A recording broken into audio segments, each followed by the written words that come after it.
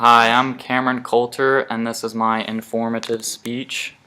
Here is my audience. 1, 2, 3, 4, 5, and 6.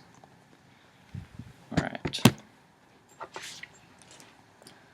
There have been many great musical artists who have been able to transcend time and become what we consider a classic, from Madonna to Michael Jackson and to the Beatles. All of these musicians have made quite an impact on the music industry and pop culture as a whole. And so many people ask the question, who will be the voice of our generation and make music that we consider a classic? And I would like to make the case today that one of these people will be Mr. Kanye West. I know not all of you are fans of hip-hop or may dismiss him based on how he is portrayed in the media, but today I would like to talk about how he has influenced not only one genre of music, but the music industry as a whole. Kanye was first a producer before being a rapper. He produced for big artists such as Alicia Keys, to Janet Jackson, and most notably Jay-Z. Kanye soon wanted to get in the spotlight and be recognized for his talents, so Jay-Z helped him do so.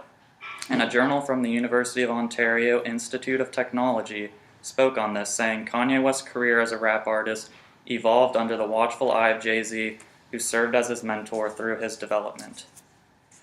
He first came out with The College Dropout. This is just the album artwork for it. In 2004, and this is when West built his name built a reputation for having witty wordplay, and he also produced many of the beats in this album, as all of his albums, and he became known for heavy use of sampling other artists' music to make the production for his own. In this album, he tackled hard-hitting topics such as racism, materialism, and religion, and he even addressed these in his radio singles Through the Wire and Jesus Walks. This pattern of conscious rapping then became very popular in artists to come.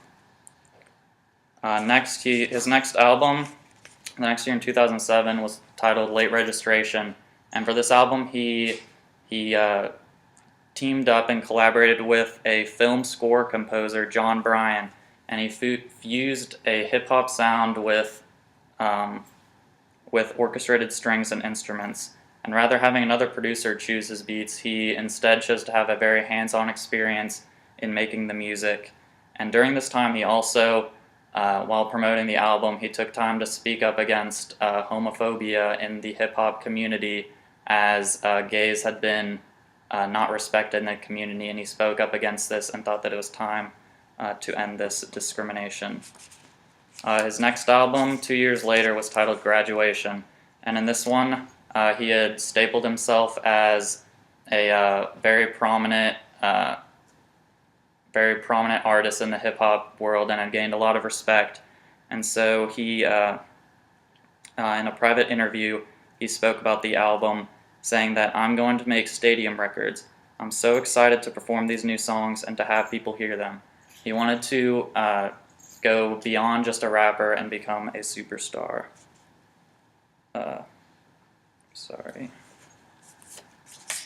Next, his album 808s and Heartbreaks, which was a very influential album in which he actually did not rap on the album. He instead sung with heavy use of auto-tune, which then became very prominent in radio music to come. And in the same interview mentioned before, Kanye spoke on the new sound, saying, "I almost feel like this is my first album because we are entering a new frontier. We're going where no rapper has gone before." And he also went on to call it art in its purest form. Next, he went on to make an album which was titled My Beautiful Dark Twisted Fantasy. And in this project, he continued to use this intimate subject matter that allowed fans a very detailed view into his life, and he once again was challenging his listeners, as he did in 808s and Heartbreaks, providing different music with very intricate production and And the difference in this one from his other albums was that he addressed much of the media attention that he had been getting from stunts that had happened in SNL to South Park. And this was also went to be one of his most critically acclaimed albums. And his latest solo record is titled, which just came out this past Tuesday, is titled Yeezus, which clearly had a lot of controversy along with it, as he took on a very this godlike figure in or Jesus-like figure in the rap community, and many are debating whether or not he deserves this self-proclaimed title. And so many would agree that his status, he has earned this status through the year. And my goal for the speech today was to inform you of how he has influenced the music industry. And I would like to conclude with an excerpt out of William P. Dudding's senior thesis from Claremont McKenna College. And it reads, "To his dissenters, I ask, if not Kanye West, then who? No artist in the last decade better represents the times. No other celebrity has been the source of politically charged comments from both Bush and Obama.